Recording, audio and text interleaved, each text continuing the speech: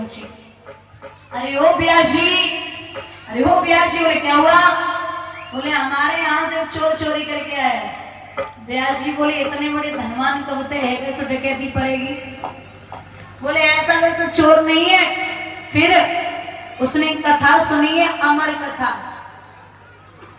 अमर कथा कोई और नहीं, श्रीमद् भागवत कथा को ही अमर कथा कहते हैं।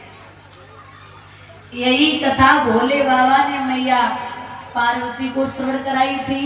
यही कथा मैत्रेय जी ने विदुर जी को श्रवण कराई थी।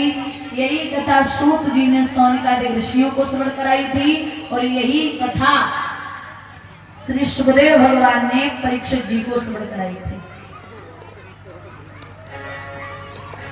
तो बोले कि हमारे यहाँ से एक चोर आया है। तो बोले कहाँ है? बोले आपकी पत्नी के गर्भ में। महाराज अब वो पेट में है तो वो उसे कहाँ से निकाले? बोले 9 महीने 9 दिन के बाद बच्चा पैदा होता है।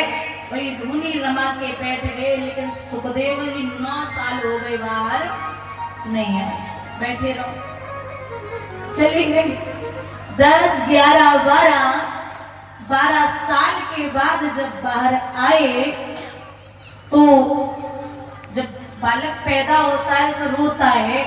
सुखदेव जी माँ के गर्भ से बाहर आए, न रोए, ना किसी को देखा, ना बोले, और सीधा वन के लिए चली गई। एक कहावत है कि जो बन गए सो बन गए, जो बन गए सो बन गए, फिर वो बिगड़ने वाले नहीं।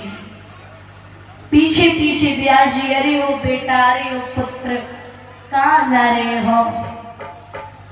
पशु पक्षी जीव जंतु कहने लगे कि कितनी बार आपका बेटा हुआ, आप कितनी बार इसके पिता हुए, ये तो जन्म मृत्यु में लगा ही रहता है। कुछ स्त्रियां नव युवती स्नान कर रही थी नवीन अवस्था में निर्वस्त्र होकर के जल में। तो वो 12-16 साल का पुत्र जब निकला, जवान है वो, 16 साल के वो जब निकले तो स्त्रियों ने अपने शरीर को नहीं ढका, लेकिन जब व्यास जी निकले तो अपने शरीर को ढक लिया। बोले कि व्यास जी क्या कर रही हो? अभी ये 16 साल का एक लड़का निकला तो आपने शरीर नहीं ढका, और मैं जब निकल रहा हूं तो आप शरीर को ढक रही हो, ये क्या है? जवाब दिया स्त्रियों ने, उसे यही नहीं पता है कि स्त्री और पुरुष में फर्क क्या है। जो आपका बेटा भी निकल गया है, उसे यही नहीं पता कि स्त्री क्या होती है, पुरुष क्या होता है।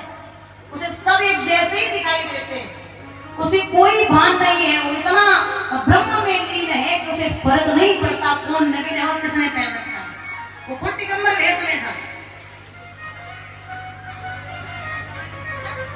4 शिष्यों को भेजा, तो 4 श्लोक हैं जिनसे 18,000 श्लोक बने। सुखदेव जी ने सुने तो पुनः वापस आए। वही सुखदेव जी आज 88,000 ऋषियों के